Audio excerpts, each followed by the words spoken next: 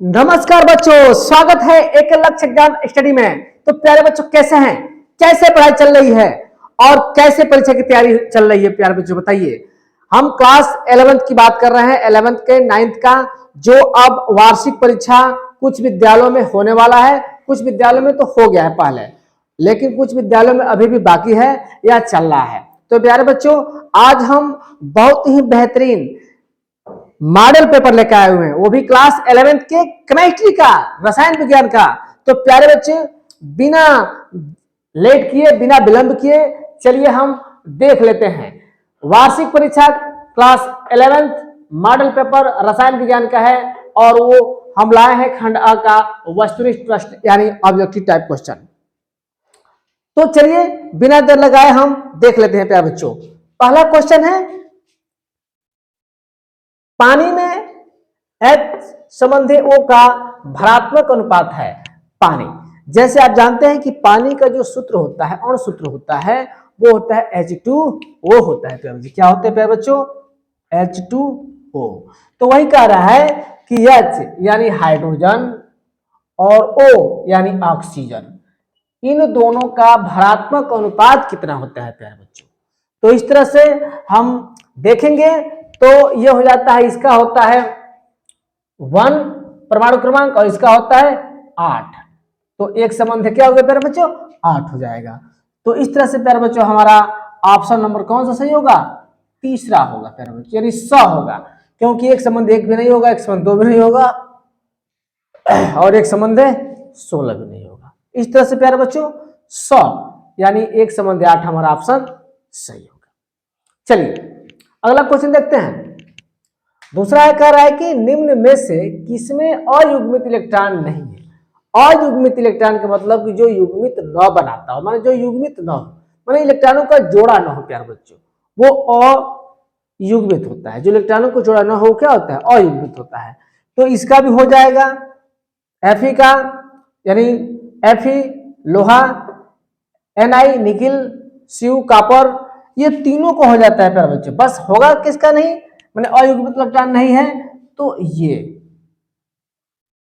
Zinc का प्यारे बच्चों, ये अयुग्मित इलेक्ट्रॉन नहीं है, यानी जिंक का अयुग्मित इलेक्ट्रॉन नहीं होता है। तो इस तरह से प्यारे बच्चों द ऑप्शन सही है।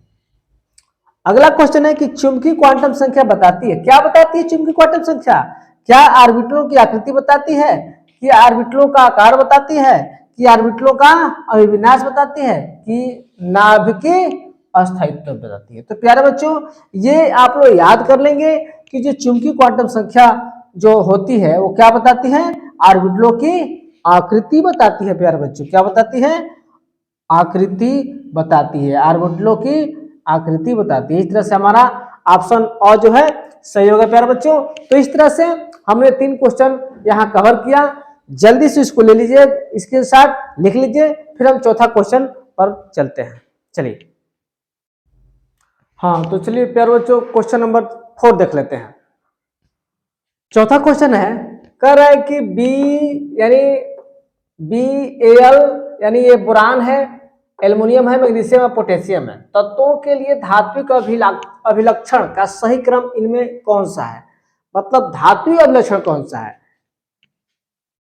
बोरान है, aluminium, magnesium, potassium, aluminium, magnesium, boron, potassium, magnesium, aluminium, boron, potassium, boron, या पोटेशियम, मैग्नीशियम, एल्युमिनियम, बोरान। तो प्यारे बच्चों आप लोग जानते हैं कि पोटेशियम जो है धातु होता है, ठीक ना? धातु तो सब है, लेकिन धातु का विलक्षण का सही क्रम क्या है? तो प्यारे बच्चों जो सही क्रम है वो एकदम ये होगा, इसको आप लोग बढ़िया से ध्यान में बैठा लेंगे, ये इसका क्रम होगा, ठीक ना? चलिए पांचवा देखिए, निम्नलिखित स्पीशीज में किसकी सबसे उच्च आबंध कोटि होगी? O2, O2 -2, O2 माइनस और O2 धनायन या पॉजिटिव। तो प्यारे बच्चों ये जो स्पेसीज में किसकी सबसे उच्च आबंध कोटि होती है, वो होती है प्यारे बच्चों O2 पॉजिटिव का। याद रखेंगे O2 पॉजिटिव का जो सबसे उच्च आबंध कोटि की ये होती है इसकी। चलिए छठवां है कि एक जेली विलेन का पीएच मान 4 है, विलेन में हाइड्रोजन आयनों की सांद्रता होगी 10⁻² मोल प्रति लीटर, या वो ऑप्शन है 10⁻⁴ मोल प्रति लीटर, या 10⁻�6 मोल प्रति लीटर, और या 10⁻1 मोल प्रति लीटर। तो प्यारे बच्चों ये पीएच मान 4 है तो इसका क्या हो जाएगा 10⁻⁴ प्रति मोल प्रति लीटर, ये ऑप्शन आपका सही हो जाएगा। तो इस तरह से प्यारे बच्चों 6 क्वेश्चन हम लोग बना लिए, प्रत्येक क्वेश्चन जो एक नंबर का है, 20 क्वेश्चन बताएंगे 20 नंबर का, समझ आ रहा है ना। तो हम लोग पहला क्वेश्चन कर लेंगे तो 20 नंबर का वस्तुनिष्ठ हो जाएगा, ठीक ना। चलिए जल्दी नोट कर लीजिए, 6 क्वेश्चन हो गया, फिर आगे बढ़ते हैं। हाँ तो प्यारे बच्चों अब हम लोग क्वेश्चन नंबर 7 पढ़ते हैं। 7 है, यदि किसी जली विलेन के पीएच का मान 0 हो तो वह विलेन होगा, अम्लीय होगा, क्षारीय होगा, उदासीन होगा, इनमें से कोई नहीं। तो प्यारे बच्चे कक्षा 10 में आप लोग पढ़े हैं बहुत बढ़िया से कि अगर कोई पीएच का मान 0 होगा तो इसका मतलब क्या होगा, वो उदासीन होगा, क्योंकि जब 7 से नीचे होता है तो वो क्या होता है, अम्लीय होता है, 7 से ऊपर होता है क्षारीय होता है, जो 7 होता है तो क्या होता है, यानी ये उदासीन हो जाएगा। तो इस तरह से प्यारे बच्चों ये हमारा जो है 7वां का आपका क्या हो जाएगा, 100 हो जाएगा, उदासीन हो जाएगा, ठीक। चलिए तो उदासीन हो जाता है। अगला है कि CH3 यानी ये क्लोरोफॉर्म है प्यारे बच्चों, CHCl3 में कार्बन की ऑक्सीकरण संख्या क्या है। तो प्यारे बच्चों कार्बन की ऑक्सीकरण संख्या तो निकालना पड़ेगा, जो इस तरह से निकल जाता है, यहां देख लीजिए CHCl3 में कार्बन की ऑक्सीकरण संख्या दिख रहा है ना। तो ये ऑक्सीकरण संख्या है, कार्बन जिसका निकालना होता है प्यारे बच्चों उसको x मानते हैं, फिर प्लस हाइड्रोजन का +1, फिर प्लस, और ये 3 से गुणा होगा, क्लोरीन का होता है -1, i = 0। यही विधि है। चलिए इसको सॉल्व कर लेते हैं, देख लेते हैं। x और ये +1 हो जाएगा, +3 में -1 से गुणा होगा तो -3 = 0। तो अब +1 में से -3 जाएगा तो -2 बराबर 0। तो x बराबर क्या हो जाएगा +2, यानी x का मान +2, यानी कार्बन की ऑक्सीकरण संख्या कितनी होगी प्यारे बच्चों, +2। दिख रहा है कि नहीं, हाँ दिख रहा है, चलिए ठीक है। तो इस तरह से ये हमारा ऑप्शन बी सही होगा, क्या होगा प्यारे बच्चों +2। चलिए अगला क्वेश्चन है, एक अभिक्रिया में एक धातु आयन M2+ से 2 इलेक्ट्रॉनों के निष्कासित होने के बाद ऑक्सीकरण संख्या हो जाती है, तो क्या हो जाएगी प्यारे बच्चों, 0 होगी कि +2 होगी कि +1 होगी कि +4 होगी। तो प्यारे बच्चों जब किसी धातु में से +2 आयन इलेक्ट्रॉनों का निष्कासन हो जाएगा तो उसकी ऑक्सीकरण संख्या जो है क्या हो जाती है, +4 हो जाती है, यानी ऑप्शन द आपका राइट होगा, सही होगा। इस तरह से प्यारे बच्चों 9 क्वेश्चन हो गया, जल्दी इसको उतार लीजिए फिर आगे बढ़ते हैं। हाँ तो प्यारे बच्चों क्वेश्चन नंबर 10 देखते हैं। कह रहा है कि निम्नलिखित में नाभिकीय स्नेही अभिकर्मक है, लुईस अम्ल है कि लुईस क्षार है कि मुक्त मूलक है कि इनमें से कोई नहीं। तो प्यारे बच्चे याद रखेंगे जब भी नाभिक स्नेही अभिकर्मक पूछेगा तो वो लुईस क्षार ही होता है, लुईस अम्ल नहीं होता है। क्या होता है प्यारे बच्चों, लुईस क्षार होता है, याद रखेंगे। तो इस तरह से ऑप्शन हमारा क्या हो जाएगा, लुईस क्षार होगा। अगला क्वेश्चन है कि एल्कीन में हैलोजन अम्ल का योग होता है न्यूक्लियोफिलिक योग कि इलेक्ट्रोफिलिक योग कि मुक्त मूलक कि इनमें से कोई नहीं।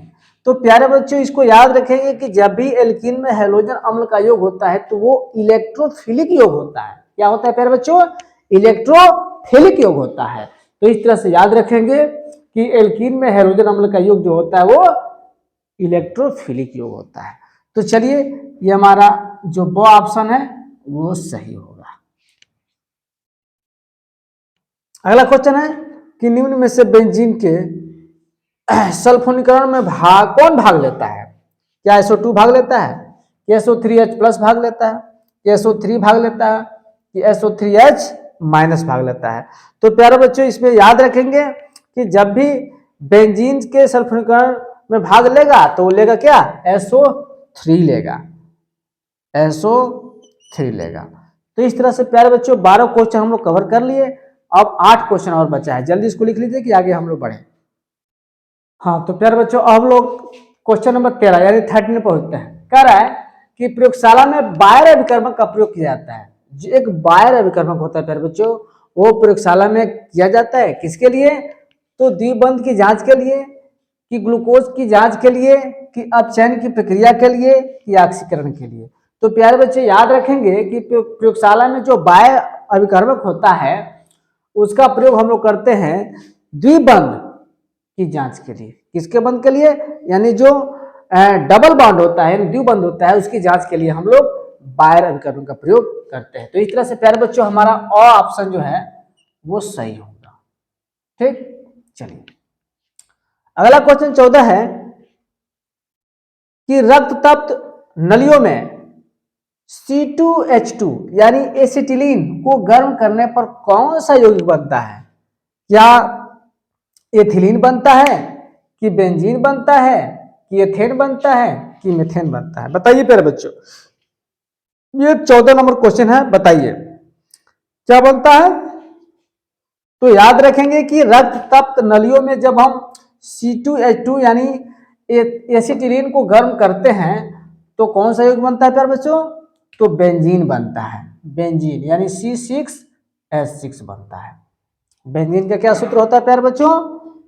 C6H6, ये C6H6 बनता है। चलिए अगला क्वेश्चन पर चलते हैं। अगला क्वेश्चन है कि शुष्क बर्फ है, शुष्क बर्फ क्या है? फ्रेयान है, कि द्रव क्लोरीन है, कि ठोस CO2 यानी कार्बन डाइऑक्साइड है, कि प्लास्टर ऑफ पेरिस है? तो प्यारे बच्चों ये शुष्क जो बर्फ होता है वो ठोस CO2 होता है यानी कार्बन डाइऑक्साइड होता है। तो इस तरह से प्यारे बच्चों इसका राइट आंसर जो होगा वो 100 होगा, ठोस CO2 यानी ठोस कार्बन डाइऑक्साइड। तो इस तरह से हम लोग 15 क्वेश्चन कवर कर लिए। जल्दी से इसको लिख लीजिए ताकि हम अगला क्वेश्चन बताएं। हाँ तो प्यारे बच्चों हम लोग क्वेश्चन नंबर 16 पर पहुंचे हैं। 16 है कि निम्न में से कौन प्रकाश रासायनिक धुएं का सामान्य घटक नहीं है? प्यारे बच्चों क्या है कि निम्न में से कौन प्रकाश रासायनिक धुएं का सामान्य घटक नहीं है? क्या वो ओजोन है, क्या वो एक्रोलीन है, क्या वो पराक्सी एसिटिलीन नाइट्रेट है, या क्लोरोफ्लोरोकार्बन है? तो प्यारे बच्चे याद रखेंगे कि वह प्रकाश जो रासायनिक धुएं का घटक सामान्य घटक नहीं है वो क्या है? एक्रोलीन होता है, एक्रोलीन। इस चीज को याद रखेंगे तो वो एक्रोलीन है। चलिए अगला क्वेश्चन है, कपूर को वाष्पीकृत करने पर इसकी एंट्रॉपी क्या होती है? घटती है, कि बढ़ती है, कि स्थिर रहती है, कि शून्य हो जाती है? तो प्यारे बच्चों कपूर का जो वाष्पीकृत करती है तो उसका जो एंट्रॉपी होता है वो बढ़ती है। प्यारे बच्चों क्या होती है? एंट्रॉपी उसका बढ़ती है। तो इस चीज को याद रखेंगे। 18 नंबर क्वेश्चन है, एक सफेद पदार्थ का जली विलयन क्षारी है, यह पदार्थ है Na2CO3 है, NH4Cl है, NaNO3 है, या Fe2O3 है? तो वो प्यारे बच्चों जो सफेद जली है, जो सफेद पदार्थ जली विलयन होता है वो क्षारी है। वो पदार्थ क्या होगा? सोडियम कार्बोनेट होता है। प्यारे बच्चों क्या होता है? सोडियम कार्बोनेट यानी Na2CO3 होता है, जो हमारा और राइट आंसर होगा, और को लग किया जाए। तो इस तरह से प्यारे बच्चों क्वेश्चन नंबर 18 तक हम लोग कर लिए। मात्र 2 क्वेश्चन बचा है, जल्दी इसको लिख लीजिए कि अगला क्वेश्चन हम करते हैं। हाँ तो प्यारे बच्चों क्वेश्चन नंबर 19 देख लेते हैं। 19 है कि निम्न में से किसका बंध कोण सबसे कम होता है? यानी जो बंध कोण जिसका कम है उन चारों में से क्या है? H2S है, कि NH3 है, कि SO2 है, कि H2O है? तो प्यारे बच्चों इन चारों में से जिसका बंध कोण सबसे कम होता है वो H2O हाइड्रोजन सल्फाइड है। H2S यानी हाइड्रोजन सल्फाइड है। और इस बहुविकल्पी का अंतिम प्रश्न 20वां है कि निम्न में से किस जलीय विलयन का पीएच मान सबसे कम होता है? क्या NaOH है यानी सोडियम हाइड्रोक्साइड है, कि NaCl है यानी सोडियम क्लोराइड है, कि NH4Cl है कि अमोनियम क्लोराइड है, कि NH4OH है कि अमोनियम हाइड्रोक्साइड है। तो प्यारे बच्चों याद रखेंगे कि इन चारों में से जिस विलयन का पीएच मान सबसे कम होता है वो अमोनियम क्लोराइड होता है। क्या होता है प्यारे बच्चों? तो अमोनियम क्लोराइड होता है यानी NH4Cl होता है प्यारे बच्चों। तो इस तरह से हम लोग वस्तुनिष्ठ प्रश्न यानी ऑब्जेक्टिव टाइप क्वेश्चन 20 क्वेश्चन हम लोग कवर कर लिया 20 नंबर का। प्यारे बच्चों ये वीडियो हमारा कैसा लगा? अगर आपको इसका वर्णनात्मक यानी एक्सप्लेन वाला क्वेश्चन चाहिए तो हमारा नेक्स्ट वीडियो देख लेंगे, ठीक ना, जो हम कल अपलोड कर देंगे प्यारे बच्चों, कल कर देंगे, ठीक ना। तो इस तरह से ये क्वेश्चन मॉडल पेपर एकदम सिलेक्टेड क्वेश्चन है प्यारे बच्चों, जो परीक्षा में एकदम आना ही आना है प्यारे बच्चों, 20 में 20 आएगा ये तय है।